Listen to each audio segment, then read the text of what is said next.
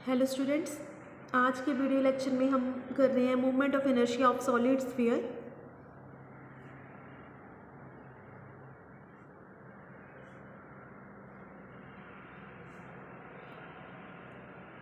After that hollow sphere के लिए find out करेंगे मूवमेंट ऑफ इनर्शिया।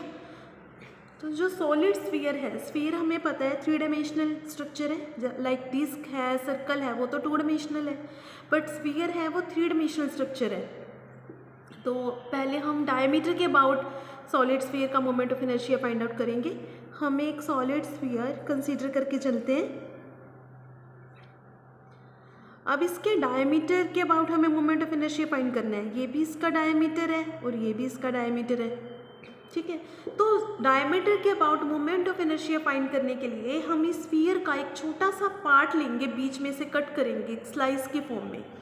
अगर सपोज मैं इस पूरे स्फीयर का एक छोटा सा पार्ट यहाँ से कट कर लूँ, ये वाला पार्ट, तो ये वाला पार्ट हमारे पास किस टाइप की स्ट्रक्चर होगा पहले ये देखना है। देखिए सॉलिड स्फीयर है, सॉलिड स्फीयर को अगर हम इस टाइप से कट करें डायमीटर के अबाउट, इस डायमीटर के अबाउट ऐसे ऐसे थिन स्लाइसेस की फॉर्म में कट करें, तो वो ऐसा लगेगा कि बहुत सारी वो डिस्क से मिलके बना हुआ है, क्योंकि अगर उन सारी डिस्क को इकट्ठा कर देंगे तो वो पूरा सॉलिड स्फीयर बन जाएगा। अब हम रिंग क्यों नहीं कह रहे, डिस्क की क्यों कह रहे हैं? बिकॉज सॉलिड स्फीयर जो है वो फील्ड है अंदर से, तो डिस्क तो फील्ड होती है, रिंग तो खाली होती है। तो ये अगर इसका कुछ पार्ट हम कट कर रहे हैं तो वो फील्ड पार्ट है, so that will treat like the disc. तो हमें इस पार्ट के लिए मोमेंट ऑफ इनर्शिया फाइंड करना है। अब इस पार्ट के लिए मोमेंट ऑफ इनर्शिया निकालने के लिए हमें इस थिन स्लाइस का पहले तो मास चाहिए। तो फर्स्टली मास पर यूनिट वॉल्यूम फाइंड करते हैं। देखिए अगर इस पूरे स्फीयर का जो रेडियस है, ये मैं मान लेती हूँ r है, ठीक है। r मतलब ये वाली चीज़ है, रेडियस है इस पूरे स्फीयर का, ये वो पॉइंट है। जो हमने यहाँ पे स्लाइस कंसीडर की है, ये थिन स्लाइस, इससे सेंटर से इसका जो डिस्टेंस है वो सपोज कर लेते हैं हम x, और इसकी जो थिकनेस है इस स्लाइस की ये मान लेते हैं dx। तो अब देखिए मास पर यूनिट वॉल्यूम पूरे स्फीयर के लिए मास सपोज m है, मास पर यूनिट वॉल्यूम हो जाएगा, volume of the sphere is 4/3 pi r cube, so m upon 4/3 pi r cube, that is the mass per unit volume. But हमें मास चाहिए इस slice का, तो इस स्लाइस के वॉल्यूम से मल्टीप्लाई करेंगे। अब देखिए स्लाइस का वॉल्यूम कैसे निकालेंगे। इसका वॉल्यूम होगा surface area into thickness, volume of this slice is surface area into thickness. अब इसका सरफेस एरिया देखते हैं क्या होगा।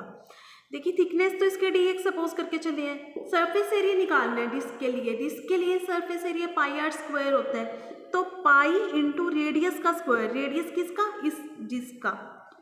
अब इसका जो रेडियस होगा, आप ऐसे मान के चलो, सिर्फ इतने पार्ट को लेके चलो, ये पूरा पार्ट एक डिस्क है, इसका मतलब इसकी जो रेडियस है वो ये वाली लाइन होएगी। इसे मैं कुछ भी लेबल कर देती हूँ, लाइक इसे हम कोई भी नाम दे देते हैं, मान लेते हैं ये पॉइंट M है, ये पॉइंट N है, ये T है।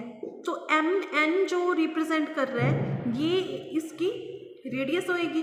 तो ये वाली जो लेंथ आएगी या इस ट्राइंगल से आ जाएगी r² माइनस x² पूरे का स्क्वायर रूट।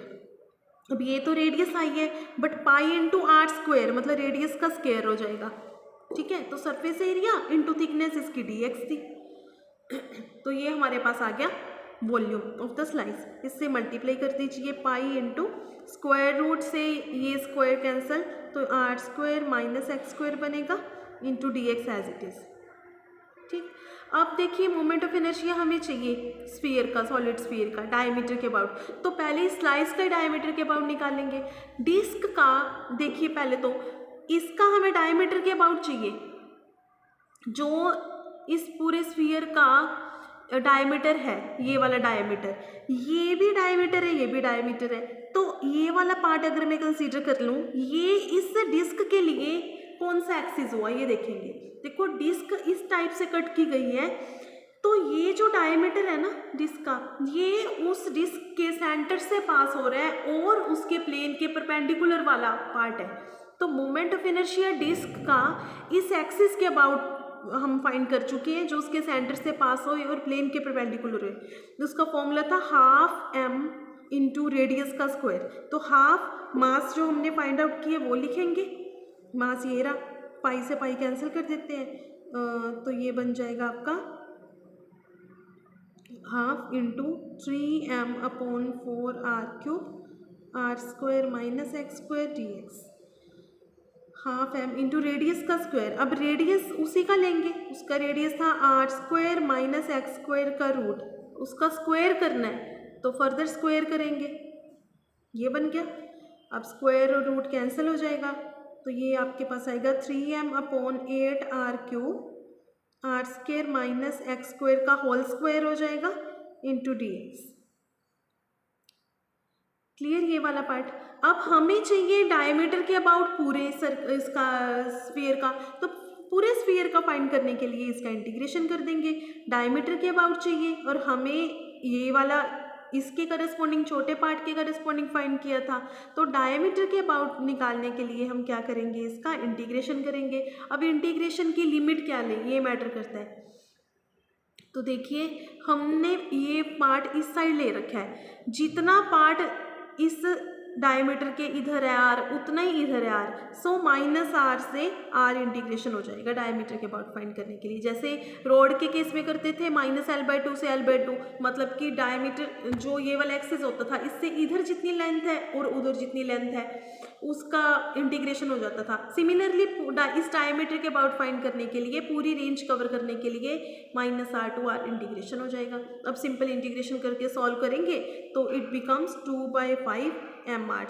सिंपल इंटीग्रेशन कैसे करेंगे, स्क्वायर को ओपन कर दो, बस a minus b whole square का फॉर्मूला लगा दो यहाँ पे, तो a² plus b² minus 2ab वो लगा के x के विद रिस्पेक्ट टू इंटीग्रेशन कर लें। अगर किसी स्टूडेंट को इंटीग्रेशन में भी प्रॉब्लम आ जाए तो you can ask personally also. आप जो है इसको सिंपल इंटीग्रेशन ही करना है, ये सॉल्व कर सकते हैं, ठीक है।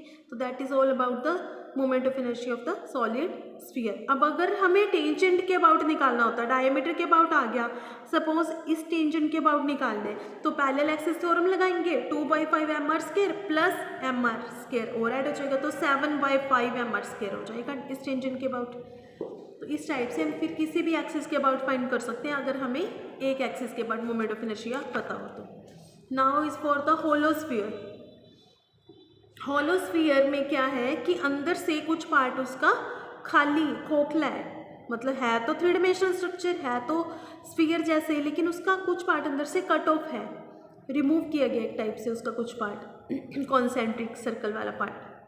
तो अब इसमें फिर स्ट्रक्चर देखिए कैसी बनेगी। ये तो कंप्लीट स्फीयर, इसका सपोज ये अंदर वाला पार्ट कट ऑफ है, जो कॉन्सेंट्रिक स्फीयर है छोटे वाला ये कट ऑफ है, इसका रेडियस मान लेते हैं r2, बड़े वाले का मान लेते हैं r1। अब सेम वे से कि इसका भी एक पार्ट कंसीडर करेंगे छोटे वाला, जिसके बाद मोमेंट ऑफ इनर्शिया निकालेंगे, तो हम यहाँ से एक छोटा सा पार्ट इसका मतलब उसी फॉर्म में ले लेते हैं और उसकी कुछ ये थिकनेस ले लेते हैं,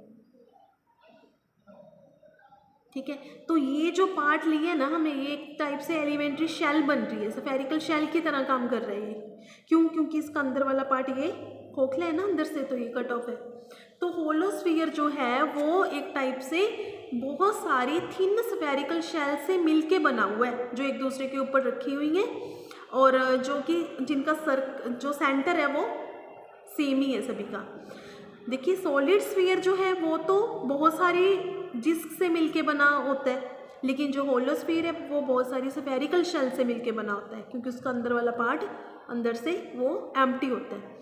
तो अब देखिए हमें चाहिए मोमेंट ऑफ इनर्शिया इस वाली शेल का, तो शेल का निकालने के लिए शेल वाला फॉर्मूला अप्लाई करेंगे। अभी मैंने आपको स्फेरिकल शेल के लिए मोमेंट ऑफ इनर्शिया की डेरिवेशन करवानी है, लेकिन वो इस टॉपिक के बाद करवाऊंगी। वहाँ से हमारे पास ना डायमीटर के अबाउट जो मोमेंट ऑफ इनर्शिया आएगा शेल का, वो आएगा 2/3 mr², ये वैल्यू आएगी। तो अब इसको डायरेक्टली इसमें यूज़ करेंगे, इस फॉर्मूले को। बस ये कैसे आया ये डेरिवेशन नेक्स्ट लेक्चर में करवाऊंगी। तो हमें मोमेंट ऑफ इनर्शिया चाहिए इस स्फेरिकल शेल का जो हम कंसिडर करके चले हैं। तो 2/3 इंटू, अब मास चाहिए इस वाले पार्ट का, तो मास कैसे निकालें? मास पर यूनिट वॉल्यूम पहले तो स्फीयर का फाइंड करेंगे, फिर इस शेल के वॉल्यूम से मल्टीप्लाई कर देंगे तो शेल का मास आ जाएगा। तो देखिए वॉल्यूम अब कैसे लें, पहले तो मास पर यूनिट वॉल्यूम स्फीयर का निकालना है। तो पूरे स्फीयर का वॉल्यूम देखते हैं क्या होगा। पूरे स्फीयर का वॉल्यूम होगा 4/3 पाई r1 cube minus r2 cube, because अंदर वाला पार्ट तो एम्प्टी है ना, वो माइनस हो जाएगा। तो ये आ गया पूरे स्फीयर का वॉल्यूम।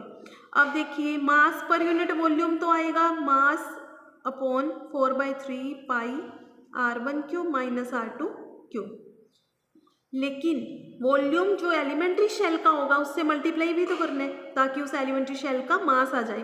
तो उसका वॉल्यूम हम कैसे फाइंड करें? देखिए जो एलिमेंट्री वो शेल है, वो पार्ट हमने जो कट किए वो स्फेरिकल शेल की तरह है। तो स्फेरिकल शेल के लिए वॉल्यूम का फॉर्मूला होता है उसका जो सरफेस एरिया इंटू थिकनेस है। तो सरफेस एरिया तो होएगा, हमें पता है स्फीयर के लिए होता है 4πr²। तो ये हो जाएगा 4π, रेडियस इसका मान लेते हैं x, जो पार्ट कंसीडर करके चले थे। तो 4π into X square into thickness है dx, तो 4πx² dx। ठीक है, अब ये वैल्यू मास की जगह पुट कर देंगे। 2/3 इंटू m अपॉन 3m हो जाएगा, 4π से pi cancel, x² r1 cube minus r2 cube dx into अब 2/3 इंटू m इंटू रेडियस का स्क्वायर। तो रेडियस जो एलिमेंट्री शेल की वो x है, सो x²। ठीक, अब ये तो आया है उस स्फेरिकल शेल के लिए। पूरे स्फीयर का हमें तो चाहिए, पूरे स्फीयर का फाइंड करने के लिए इंटीग्रेशन कर तो r2 से r1, तो ये डायमीटर के अबाउट इस होलो स्फीयर का आ जाएगा मोमेंट ऑफ इनर्शिया। इसे सॉल्व करके भी दिखा देती हूँ। 3 से 3 कैंसिल, 4 से 4 कैंसिल, तो ये आपके पास बचेगा 2m upon r1 cube minus r2 cube, और साथ में है ये x² और x4 हो जाएगा dx integration from r2 to r1। तो 2m upon r1 cube minus r2 cube as it is, x4 है, इसका इंटीग्रेशन बनेगा x5/5, 5 को ले लिए बाहर। तो x5 का जो लिमिट पुट करेंगे अपर लिमिट और एक बार लोअर लिमिट को माइनस कर देंगे, तो ये आ जाएगा आपके पास moment of inertia of the hollow sphere about its diameter. अब टेंजेंट के अबाउट चाहिए, तो टेंजेंट के अबाउट फाइंड करने के लिए वो टेंजेंट अगर हम यहाँ पे जैसे ये ड्रॉ कर ली, तो डायमीटर के अबाउट आ गया प्लस m इंटू r1², मतलब बीच पे जो इनके डिस्टेंस का स्क्वायर होता है ना पैरेलल एक्सिस थ्योरम के अकॉर्डिंग, तो m इंटू r1² और ऐड हो जाएगा, वो आ जाएगा टेंजेंट के अबाउट। तो that is all about the moment of inertia of the hollow sphere. Thank you.